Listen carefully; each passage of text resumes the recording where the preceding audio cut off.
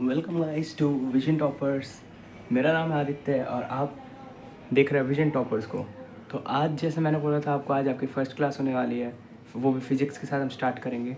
I hope कि आपने हमारी स्ट्रेटजी की वीडियो देख ली होगी जिसमें हमने स्ट्रेटजी डिस्कस करी थी। अगर आपने वो स्ट्रेटजी की वीडियो नहीं देखी है तो आप इस वीडियो के बाद, यानी it's not a video, it's a lecture.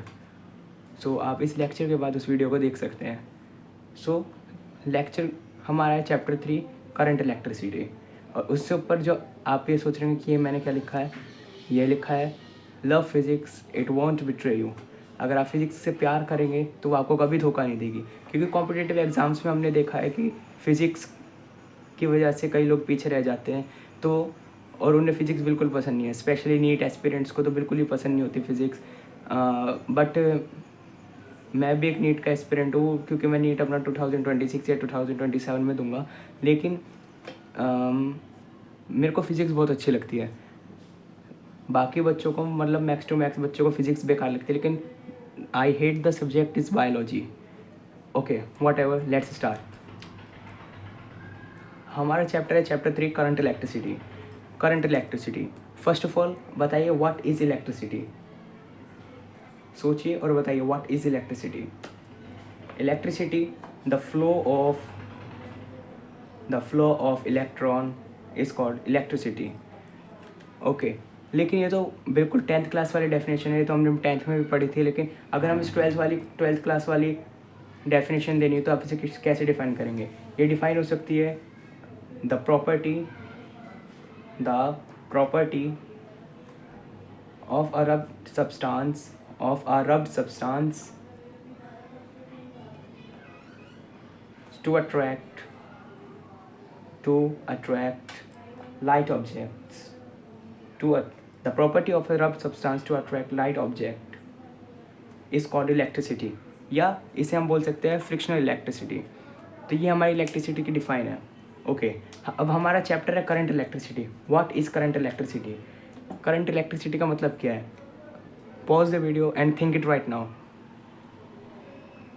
I hope कि आपने सोच लिया होगा।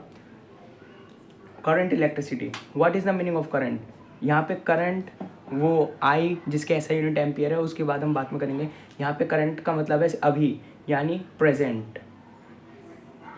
इलेक्ट्रिसिटी जो हमने यहाँ पे डिफाइन करी थी, अगर हम इस डिफाइन को कंबाइन करें तो हमारी डिफाइन बनती है कि study of flowing electricity in a conductor is called current electricity. Okay, now tell me, what is the difference between electric current and current electricity? Pause the video and think it. I hope आपने सोच लिया होगा what is the difference between current electricity and electric current. मैं आपको video बार बार pause करने के लिए बोलूँगा, क्योंकि फिज़िक्स सब्जेक्ट कोई रटने वाला सब्जेक्ट नहीं है, इसे आपको डीप नॉलेज में लेके जाना पड़ेगा। मैं बता रहा था आपको current electricity and electric current. और जैसे मैंने आपको कल स्ट्रेटजी की वीडियो में बताया था, जो मैं आज पढ़ाऊँगा वो आपको रिवाइज करके आना है, क्योंकि अगले लेक्चर के फिजिक्स के नेक्स्ट लेक्चर में मैं आपसे पिछली क्लास का पूछूंगा। Okay, what is electric current? Electric current is nothing but charge flowing per unit time is called electric current. Current electricity क्या था? Study of flowing electricity in a conductor is called current electricity. और electric current क्या है हमारे पास? Charge flowing per unit time is called electric current. इसका formula होता है हमारे पास I equals to Q by T। और अगर हमें स्मॉल चार्ज दे रखा है और स्मॉल टाइम दे रखा है, तो ये हमारा फॉर्मूला रहेगा dQ/dt। यानी हमें डिफ्रेंशिएशन करना है चार्ज और टाइम का with respect to time. This is our formula for electric current.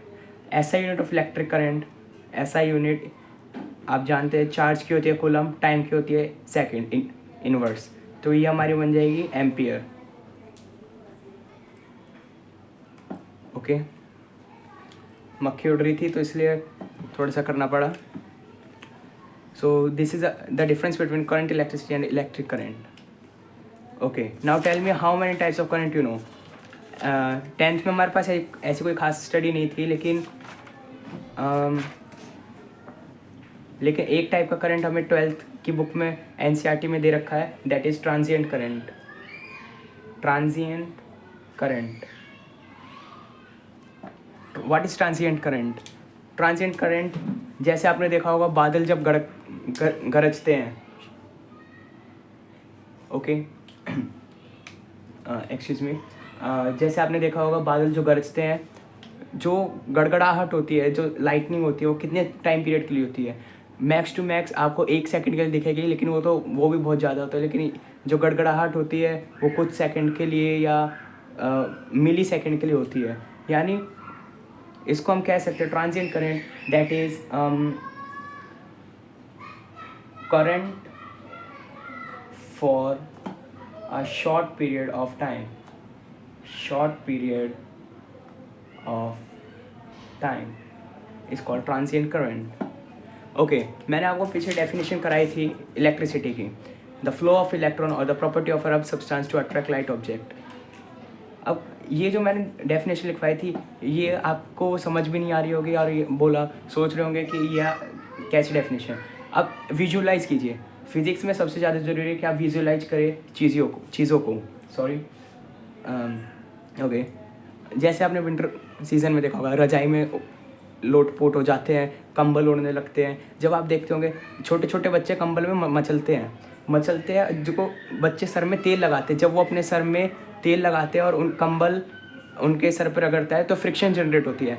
Friction generate होने के कारण ब्लैंकेट में इलेक्ट्रिसिटी जनरेट होती है. आपने देखा होगा रात अंधेरे में आप एक बार करके देखिए, तेल लगाइए और कंबल को अपने सर पे रगड़िए, तो आपको क्या होगा? हल्का हल्का करंट आएगा, बिल्कुल माइक्रो एम्पियर का करंट आएगा. तो ये डेफिनेशन प्रूफ हो जाता है property of rough substance to attract light of electricity. Okay, next हम चलते हैं ट्रांजिएंट करंट. ट्रांजिएंट करंट इसका एग्जांपल हो जाएगा lightning, thunder of clouds. Okay, next हम आते हैं, हमारे पास नेक्स्ट आता है what is the difference between conventional current and electronic current. conventional and electronic current. What is the difference between conventional current and electronic current? What is conventional current? Conventional current होता है जब electricity pass कराई जाती है किसी भी conductor में, तो यानी जो करंट होता है उसमें, वो मान लीजिए दिस इज अ कंडक्टर, इसमें हमने आई करंट फ्लो कराया. इसमें जो चार्जेस होंगे, पॉजिटिव चार्जेस, वो करंट के डायरेक्शन में फ्लो करेंगे. बट इन इलेक्ट्रॉनिक करंट, जो ये कंडक्टर है हमारे पास, इसमें हमने करंट आई पास कराया, लेकिन इसमें जो नेगेटिव चार्जेस होंगे वो अपोजिट फ्लो करेंगे करंट के. So this is conventional current and this is electronic current. Conventional current को हम डिफाइन करेंगे flow of charge in direction of current. And electronic current को हम डिफाइन कर सकते हैं flow of charge opposite to current is called electronic current. Okay, next हमारे पास आता है कि अच्छा, हमने 11th में पढ़े थे स्केलर और वेक्टर क्वांटिटी क्या होती है. ओके, पॉज द वीडियो और बताओ मेरे को कि इलेक्ट्रिक करंट इज स्केलर और vector. Question is electric current scalar और vector. Okay, pause the video. जितना टाइम लेना है आपको लीजिए, लेकिन आप गूगल मत करिए. Use your brain. क्या इलेक्ट्रिक करंट स्केलर है या वेक्टर है तो क्यों, नहीं है तो क्यों, वाई भी ऐड कर देते हैं. आई होप आपने आंसर सोच लिया होगा. वैसे मोस्टली बच्चों को ये आंसर आएगा नहीं, आएगा भी तो वाई का आंसर नहीं दे पाएंगे. Okay, let me tell you first, electric current, इसमें मैग्नीट्यूड भी होता है और डायरेक्शन भी होता है. Still it is a vector scalar quantity. Excuse me, इसमें मैग्नीट्यूड और डायरेक्शन होने के साथ साथ ये एक स्केलर क्वांटिटी है. Scalar quantity. Why it's a scalar quantity, why it has both magnitude and direction. इसका कारण ये है कि इस पे इलेक्ट्रिक करंट पे vector law of addition apply नहीं होते. Vector law of addition does not apply on electric current. Okay, tell me why vector law of addition. Vector law of addition कौन कौन से होते हैं? सही सोचा, पैरेललोग्राम और triangle law of vector addition, ये दोनों इस पे अप्लाई क्यों नहीं होते हैं? फॉर एग्जांपल, दो करंट है 6 एम्पियर 1 एम्पियर, इनके बीच का थीटा है 60 डिग्री. ये कंबाइन होके ओके, यहाँ पे अगर हम यहाँ से बना भी ले तो यहाँ पे वेक्टर लॉ ऑफ एडिशन नहीं अप्लाई होंगे, क्योंकि यहाँ पे करंट आ रहा है 1 एम्पियर 6 एम्पियर, यहाँ पे कंबाइन होके for example this is I1 से दिस इज I2, कंबाइन होके इस जंक्शन पे ये I3 करंट बनाएंगे, that is 7 ampere. So that's why यहाँ पे इलेक्ट्रिक करंट एक स्केलर क्वांटिटी है. ओके, हम यहाँ पे अब कुछ क्वेश्चन करने वाले हैं. क्वेश्चन के लिए हमने फॉर्मूले पढ़े हैं I equals to Q by T, और एक और फॉर्मूला आप यहाँ पे याद रखें, Q equals to N E, I equals to Q by T, और speed equals to distance upon time. ये तीन फॉर्मूले आपको इस क्वेश्चन में ज़रूरत पड़ने वाली है, क्योंकि ये क्वेश्चन हल्का फुल्का क्वेश्चन नहीं है. ओके, क्वेश्चन है हमारे पास, एक hydrogen atom moves in a orbit of radius 5 into 10 to the power minus 11 meter with a speed of 2.2 into 10 to the power 6 meter per second. Find the current. Okay. Pause the video and ये जो फॉर्मूले है इनकी मदद से आप question बनाएंगे. Well done. अगर आपने क्वेश्चन बना लिया तो, नहीं बनाया तो हम इस क्वेश्चन को सीखने वाले हैं.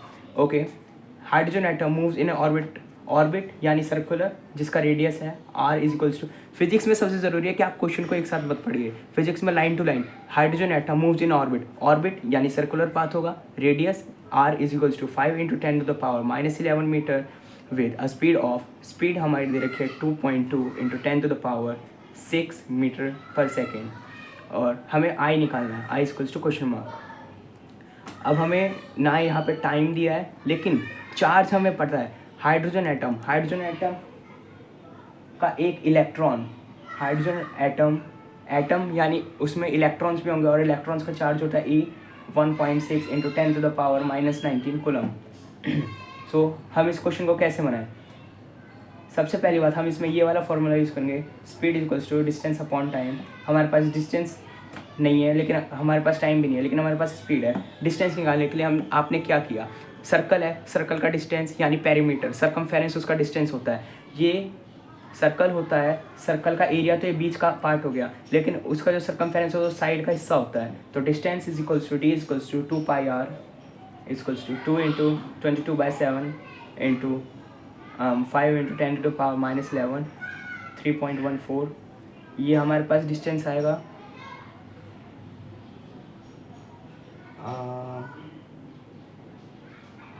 ये हमारे पास डिस्टेंस आना चाहिए 6.28 इंटू 5 5 8 से 40 5 to 10